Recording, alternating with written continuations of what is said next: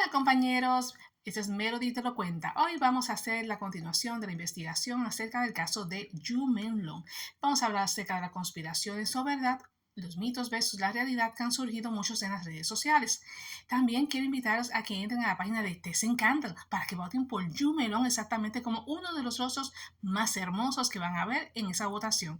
Tengo entendido que son entre los 100. El año pasado, 2025, él entró entre los 5. Esperemos que esta ocasión tengamos la oportunidad de verlo entre lo que sea los primeros 10. Así que, dale, anímate, anímate. En las redes sociales, las teorías conspirativas y los rumores más insólitos pueden viralizarse en cuestión de minutos. Y vamos a desmontar con datos, contextos históricos y rigor periodístico varias falsedades más grandes que circulan en Internet, sobre todo en torno a Yu Menlong. Desde supuestas vigilancias hasta la verdadera historia detrás de sus orígenes familiares y el papel de su padre. Sí, su padre. Quédate hasta el final porque lo que hay es la evidencia y los peritos forenses digitales revelan, cambiarán por completo todo lo que creías saber. Así que, comenzamos. Dejando atrás la ficción, entremos en la historia real y la modestia de sus raíces. Aunque no tengamos una dirección exacta en el mapa, la historia industrial nos dice exactamente cómo en la vida de su familia. En la década entre 70 y 80, las fábricas de maquinaria en Urumiki operaban bajo el sistema de Danwei, unidades de trabajo estatal. Imagínense esto, empleados no solo trabajan allí, vivían allí, eran complejos de habitaciones autosuficientes con escuelas, tiendas y hogares alrededor de la fábrica, creando un entorno vecinal, obrero súper cerrado y sobre todo muy unido. Danwei era una administración de vivienda cuyo alquiler era casi simbólico entre 1 a 3 yuanes al mes con calefacción incluida. Para ponerlo en perspectiva, pues hay que pensar en un sueldo promedio de la época entre los años que viene siendo 30 y 40 yuanes mensuales, lo que equivale más o menos entre 15 y 25 dólares al año. Pero estamos hablando del año 70, no en el año 2026. Era un ingreso familiar total entre 120 a 150 yuanes, por lo cual se descontaban apenas un 5% del uso de la vivienda y calefacción, y la comida representaba unos 20 yuanes aproximadamente. Sí, se podría quizás comprar algo con economía de centavos en aquel momento. Pues analizando esto mediante la referencia que tuvimos, no, sí fue suficiente y les voy a decir por qué. Porque una comida en el comedor de la fábrica tenía un valor de 8 dólares, mientras a 12 dólares valía en aquella época. Ahora, si nos vamos a los panes mandu, que es una muy común, pues este viene siendo un total de 2 a 4 dólares. Si vamos a la entrada del cine, que es muy diferente a lo que conocemos hoy en día, pues este valor tenía un total de 10 a 15 yuanes. Y si nos vamos a los boletos de autobús urbano, que en esta época, obviamente tiene un valor de entre 2 y 5 yuanes, alcanzando aproximadamente entre 4 a 10 pasajeros. Era bien pequeñito ese tipo de autobús. Y el periódico diario que está aquí, ese tenía un valor aproximadamente de 4 a 5 yuanes. Todo esto lo tenían en Urumiki en el año 70. ¡Wow! Y como el costo de la vida parece que era bastante económica.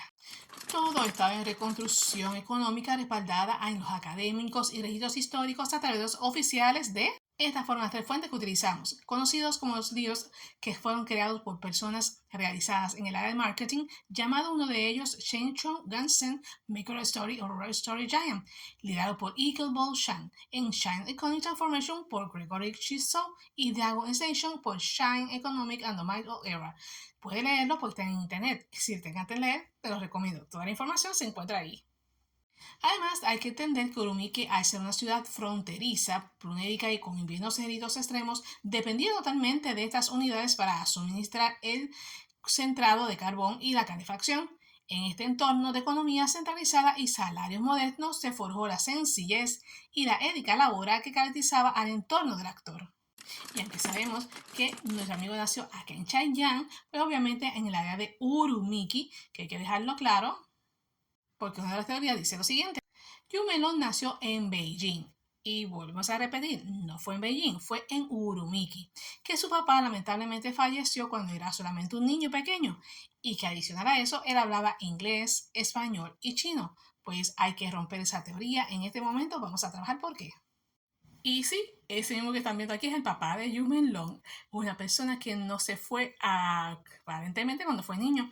¿Por qué? Porque si vemos las fotografías que se encuentran aquí al lado, al Yumen Long que se encuentra ahí al lado, pues te da la técnica de decir, no, él no estuvo en aquel momento, y sí, no estuvo en todo momento presente. ¿Y cómo podemos decir esto? Porque obviamente, al ser hijo de personas trabajadoras en el lado Danwei, vivía en todo el mundo, mayormente la comunidad. Igualmente, aunque transcurrió su infancia en complejos residenciales creados por la empresa estatal, los vecinos eran los mismos compañeros de trabajo de sus padres, creando una comunidad muy cerrada donde todos los niños asistan a la misma guardería o a la escuela, depende la unidad de trabajo donde se encontraban. Además, asistió a las escuelas locales de la unidad antes de dar el paso a las instituciones especializadas en arte, como la rama secundaria de la Academia de Arte de Xi'an. Sus profesores y compañeros eran parte del mismo colectivo industrial. Y las compras las hacía en cooperativas, ¿sí? En cooperativas, junto a su madre, claro está, que eran económicas para la fábrica. Y los niños pues jugaban en los patios comunes bajo la supervisión propia de la comunidad vecinal. Vivió la base final del sistema Danwei cuando el país entraba en la economía del mercado, conservando la estabilidad, disciplina y austeridad de las familias obreras. Este dato es crucial para nuestro análisis, que desmiente completo las teorías dramáticas en las redes sociales que intentan pintar su infancia bajo un cuadro de abandono, desamparo o extrema orfandad de los 3 años. Así que todo es algo que fue equivocado. La realidad documental demuestra que todo es un hogar estructurado dentro de la red de protección social y familiar que brindaba los Danwei en Urumiki, contando con la presencia y crianza de sus padres durante sus años formativos. Su posterior traslado a Beijing para transformarse en escenas escénicas fue respaldado por la base familiar sólida. Y eso sí, para poder resaltar que Yumelón participó activamente en sus escuelas, comercios y vida social del entorno fabril, pues no solo nos muestra su infancia conectada a la comunidad, sino también un contexto histórico enfrente de peculiar términos de las relaciones en Internet. Así que se me todo, lo siento, pero hay que hacerlo. Si este video te ayudó a contrastar las teorías de redes con datos verificados, dale un me gusta, suscríbete al canal y déjame tu opinión en los comentarios porque ¿saben qué? Nos vemos en el próximo análisis. Así que me doy cuenta, siempre está uniendo corazones.